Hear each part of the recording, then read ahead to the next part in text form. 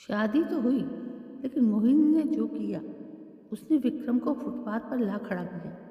राजा ने अपहरण कर लिया, दोस्तों ने धोखा दिया और आखिर में वही मोहिनी एक राज्य की रानी बन बैठी।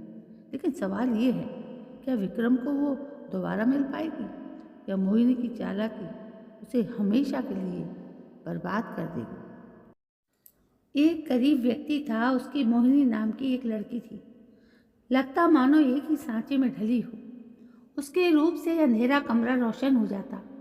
राज्य के अनेक व्यक्ति उससे विवाह करना चाहते थे। रूप जितना था, गुण उससे ज़्यादा। उसने घर के पिछवाड़े में 25 हाथ गहरा गड्ढा खुदवा कर शर्त रख दी कि जो भी उस गड्ढे को धन संपदा से भर देगा, उससे ही विवाह करूंगी। ये बात सुनकर सभी बिदक गए। विवाह करेंगे तो क्या मांग कर खाएंगे? धन संपत्ति सब उसके द्वार पर लौट देंगे तो सिर्फ खूबसूरत औरत को लेकर क्या करेंगे? उस गांव में एक सौदागर का लड़का था। उसका नाम था विक्रम। वो अनाथ था, आगे अगा न पीछे पगा, बस उड़ता फिरता। मोहिनी के रूप को देखकर वो पगला गया। घर में जो भी रुपया पैसा रत्न माणिक मुक्ता था, सब लेकर मोहिनी के उस गड्ढे में डाल दिया। फिर भी वो गड्ढा नहीं भरा। जमीन जायदाद सब बेचकर उस गड्ढे को भर दिया और मोहिनी से शादी करके सुख से रहने लगा। विक्रम सौदागर का लड़का था। घी खाकर दूध में हाथ धोता था। रात पलंग में मोटे गद्दे पर नींद लेता था। सिर्फ मोहिनी के लिए सब त्याग करके झोंपड़ी में रहा। जमीन पर सोया और मोहिनी का मुखड़ा देखकर सब दुख भुला दिया। मोहिनी खूब चालाक थी। वो तो सिर्फ मन को परख रही थी। पति का इतना दुख उससे देखा ना गया। बाजार से बढ़िया कपड़े लाकर खूब सुंदर पोशाक बनाई और पति के हाथ में देकर 500 रुपये में बेचकर आने के लिए कहा। विक्रम पोशाक लेकर पूरे राज्य में घूमा। जो भी इतनी सुंदर पोशाक देखता तो पूछता कितने की है, पर विक्रम को कोई जवाब न देकर आगे बढ़ जाता। इसी तरह करते करते वो राज दरबार में हाजिर हुआ। राजा यशवर्धन ने इतनी सुंदर पोशाक देखकर उन्हें आएगी या नहीं ये परख लिया। फिर विक्रम से पूछा, सच बता, इस पोशाक को कहाँ से लाया है? विक्रम बोला, महाराज, मेरी पत्नी मोहिनी ने ये पोशाक सिलकर मुझे बेचने के लिए दी है। इसका दाम 500 रुपये है। मोहिनी की सुंदरता की चर्चा राजा के कानों में भी पहुंच गई थी। अब इस पोशाक को देखकर उसका मन बेकरार हो गया। तुरंत विक्रम को बांधकर बंदी गृह में डाल दिया।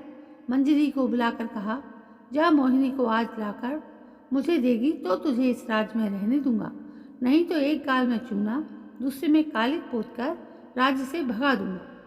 मंजरी ये बात सुनकर तुरंत वाहन लेकर मोहिनी के पास पहुंची। वहां पहुंचकर झूठे आंसू टपकाते हुए बोली, बेटी, तेरा पति आज राज दरबार में कपड़े बेचने आया था। राजा का प्रधान हाथी आज 8 दिन हो गया पागल की तरह घूम रहा है। उसने तेरे पति को आज सूंड से उठाकर अपने पांव से रौंद डाला। ओहो, खून की नदी बह रही है। व्याकुल होकर तुझे याद कर रहा है। तुझे साथ ले जाने के लिए राजा ने वाहन भेजा है। नवाब की बात सुनकर मोहिनी के दिमाग ने काम नहीं किया। रोते रोते वो मंजरी के साथ जाकर वाहन में बैठ गई। मंजरी ने राजमहल के द्वार पर वाहन रोका। राजा तो राह ताक ही रहे थे। जैसे ही मोहिनी मिली, उसे ले जाकर एक सुनसान घर के भीतर रखकर बाहर से ताला बंद कर दिया। उधर राजा यशवर्धन ने विक्रम को जान से न मारकर 500 रुपये देकर विदा कर दिया। विक्रम ने घर पहुंचकर देखा कि मोहिनी नहीं है। मोहिनी मुझे छोड़कर कहाँ चली गई कहकर खूब रोया। इधर उधर बहुत ढूंढा, पर कहीं भी उसे न पाकर आखिर में पागल हो गया। अब राजा ने मोहिनी से विवाह करना चाहा। मोहिनी ने देखा कि कोई उपाय नहीं बचा है। अगर राजी नहीं होगी तो क्या राजा उसे छोड़ देंगे? पर मन में उपाय सोचकर बोली, अगर राजा इस दासी को अपने श्री चरणों में जगह देंगे तो इससे बढ़कर भाग्य भला और क्या होगा मेरा। झोंपड़ी छोड़कर इतने बड़े राजमहल में रहूंगी। राज्य के राजा को अपने पति के रूप में पाऊंगी। इस भिखमंगे में मेरा क्या वास्ता। पर मेरा एक व्रत है, 4 महीने तक किसी मर्द की छाँव मेरे शरीर पर नहीं पड़ेगी। हर दिन सुबह दीन दुखियारों को कुछ दान खैरात करूंगी, ब्राह्मण को भोजन कराऊंगी, अखंड दीप जलाकर शिव जी को पूजूंगी। इसलिए मुझे धन चाहिए दीजिए और एक अलग मकान में मेरे लिए बनवा दीजिए। आज से जिस दिन 4 महीने पूरे होंगे उस दिन मैं आपकी रानी बनूंगी। राजा उसकी भूली बातों में आ गए। गांव के मुहाने पर एक महल बनवा दिया, दासी नौकरानी धन रत्न सब रखवा दिए। मोहिनी वहीं रहने लगी, पहरेदार लगवा दिए। उधर मोहिनी रास्ता ढूंढने लगी। एक दासी को अपनी तरफ करके उसके हाथ विक्रम को खबर भिजवाई कि कल आधी रात को तुम आना, दोनों रात छोड़कर चलेंगे। पहरेदार को ये बात पता चल गई। ठीक समय पर आकर उसी जगह वो छुपकर खड़ा हो गया। 2 घोड़े तैयार खड़े थे, एक पर मोहिनी चढ़ी और विक्रम को दूसरे पर बैठने का इशारा करके उसने घोड़े की लगाम को ढीला छोड़ दिया। विक्रम घोड़े पर चढ़ने जा ही रहा था कि पहरेदार ने उसे धकेलकर खुद घोड़े पर बैठकर घोड़े को चाबुक मारा। मोहिनी तो आगे बढ़ गई थी, इसलिए उसे कुछ पता नहीं चला। पाँव फटने तक वे उस राज्य से दूर एक दूसरे राज्य में पहुंच चुकी थी। अब उसने लंबी सांस लेकर पीछे मुड़कर देखा तो उसका गला सूख गया। विक्रम वहां नहीं था। पहरेदार उसका पीछा कर रहा है। ठीक है, जो हो गया सो हो गया, आगे का देखना होगा। ऐसा सोचकर पहरेदार से बोली, इस विदेश में मैं एक अकेली स्त्री भला क्या कर सकती हूँ। चलो हम दोनों कहीं घर बनाकर साथ रहेंगे। सुनसान मैदान था, कहीं कोई घर नजर नहीं आ रहा था। मोहिनी बोली, भूख प्यास से मेरा बुरा हाल है, तुम इस ऊंचे पेड़ पर चढ़कर देखो, शायद कोई गांव दिख जाए।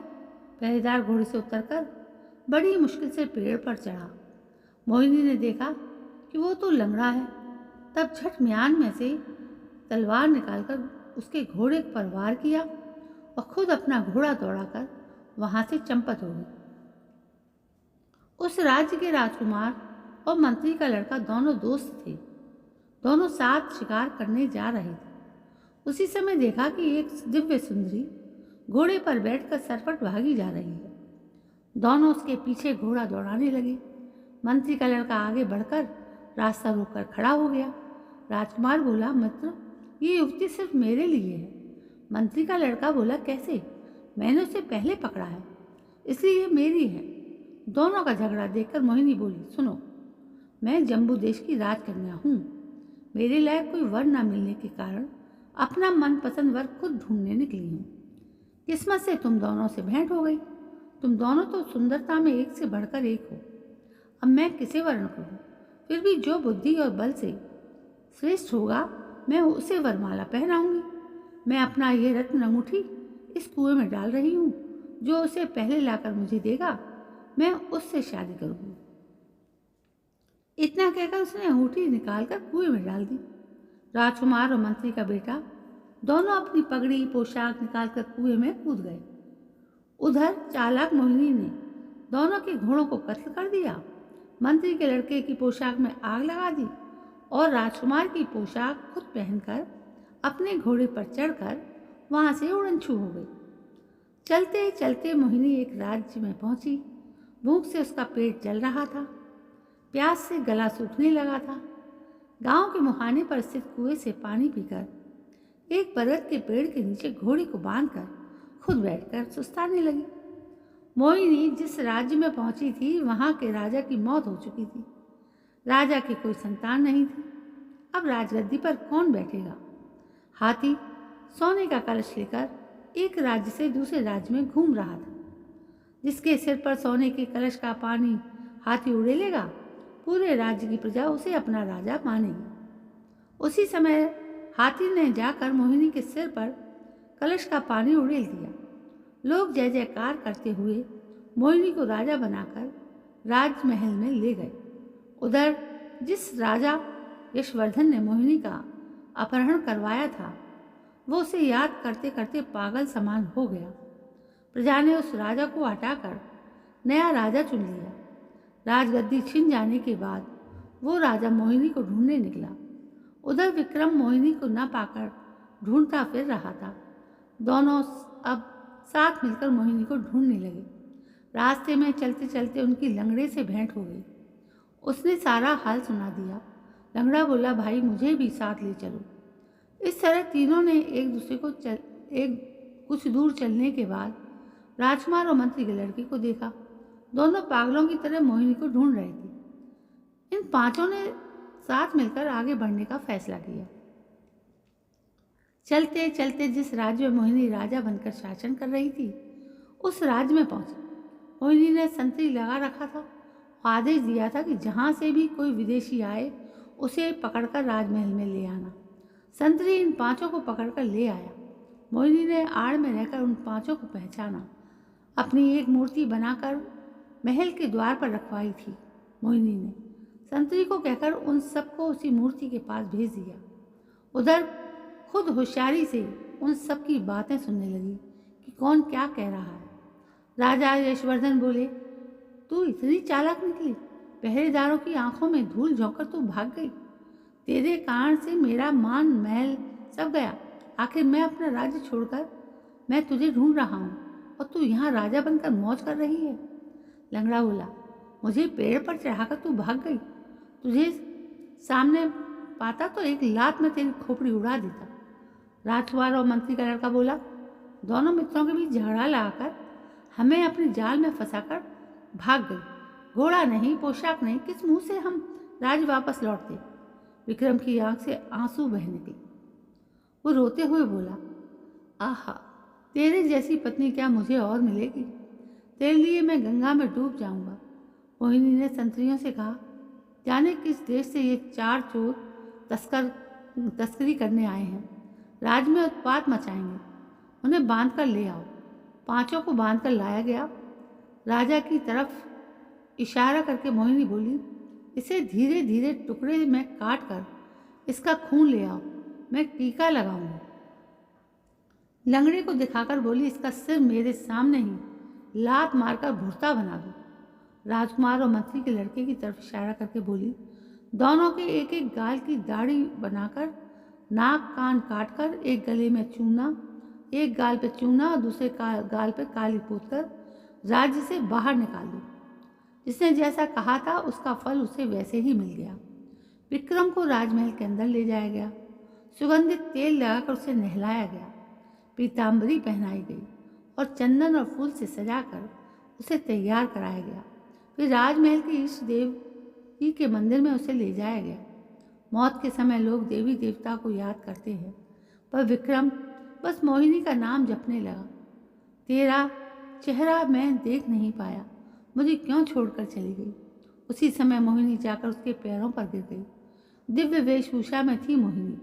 सोना, चांदी, हीरा, नीलम जैसे 8 रत्नों के अलंकार से उसका तन झिलमिला रहा था। विक्रम को आगोश में लेकर बोली, ओहो, मेरे लिए जाने कितने दुख तुमने सहे। इतना कहकर अपने सिर से मुकुट निकालकर पति के सिर पर पहना दिया। उस दिन से विक्रम उस देश का राजा होकर प्रजा को पालने लगा। दोनों सुख से रहने लगे। तो दोस्तों बताइए कहानी कैसी लगी।